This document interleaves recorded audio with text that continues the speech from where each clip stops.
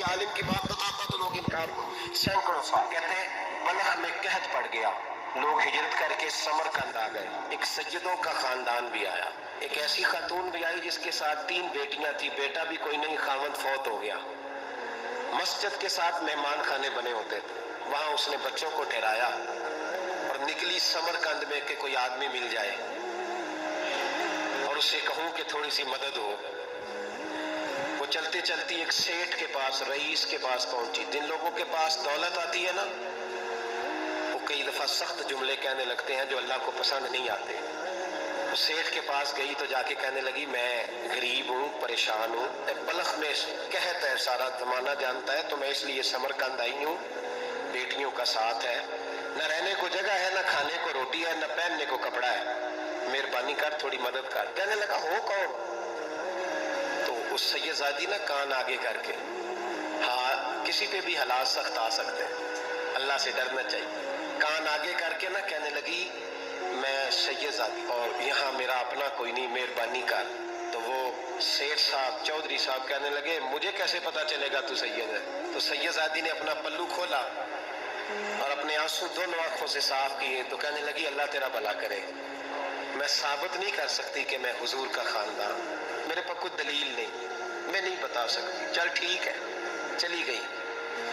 کسی نے بتایا کہ یہاں ایک یہودی بھی رہتا ہے، وہ بڑا سخی ہے، یا آتش پرست ہے، یا پارسی ہے کافر غیر، سخی بڑا ہے۔ اس کے پاس گئی، بیٹھی رہی، لوگ بیٹھے تھے، جب چلے گئے تو قریب گئی، کہنے لگی مجبور ہوں، پریشان ہوں، غریب نہیں ہوں۔ کہنے لگا بی بی تجھے کبھی دیکھا نہیں، سمرقند کی اتنی آبادی نہیں، میں سارے شہر، تو کون ہے؟ تو کہنے لگی تعارف نہ ہی پوچھے تو اچھا ہے۔ اس نے کہا چلو اگر پتہ چل جائے تو۔ کہنے لگی میں مسلمانوں کے نبی کی اولاد ہوں، مسلمانوں۔ اس نے کہا پیغمبر خدا کی اولاد؟ اٹھ کے کھڑا ہو گیا، بی بی کو ساتھ لیا، گھر گیا، کہنے لگا جو صاف ستھرا کمرہ ہے نا اسے پھر دھو ڈالو، ایک دفعہ پھر دھو ڈالو۔ کمرہ دھلایا، صاف کرایا، پھر کہنے لگا بی بی میرے برتن زیادہ صاف ستھرے نہیں، میں نئے نہ خرید کے لا دوں۔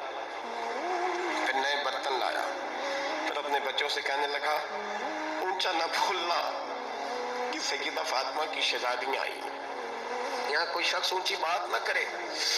پھر کہنے لگا بی بی جو میرا بالکل طیب اور حلال رزق ہے نا، یہ اس میں سے لنگر ہے، لیکن چونکہ میں غیر مسلم ہوں، مجھے سلیقے نہیں آتے، جیسا تیسا بھی ہو نا اسے قبول کر لینا۔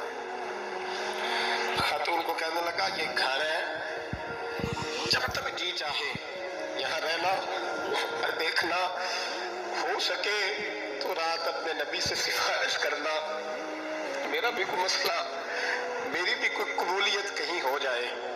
وہ مسلمان کہلانے والا رات کو سویا، کہتے جنت سجی ہوئی ہے، لوگ جنت میں جا رہے ہیں، لائنیں لگی ہوئی ہیں، نبی پاک لوگوں کو جنت میں بھیج رہے ہیں، میں بھی دوڑ کے لائن میں لگ گیا، فرشتے نے میرا بازو پکڑا کہ پیچھے ہٹ، تو میں دوڑ کے حضور کی بارگاہ میں گیا، میں حضور سارے جنت میں جا رہے ہیں، یہ مجھے نہیں جانے دیتا۔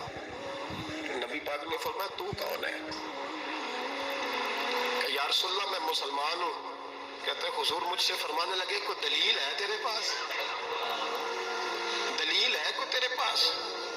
میں چپ کر گیا، فرمایا میری بیٹی تیرے دروازے پر آ ہی گئی تھی تو دلیلیں پوچھنے لگ گیا تھا؟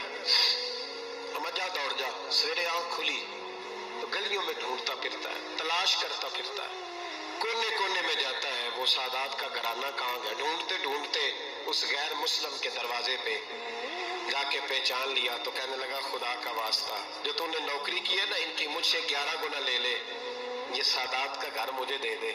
تو کہنے لگا کل تو آتا تو شاید بات اور ہوتی، آج بات اور ہے۔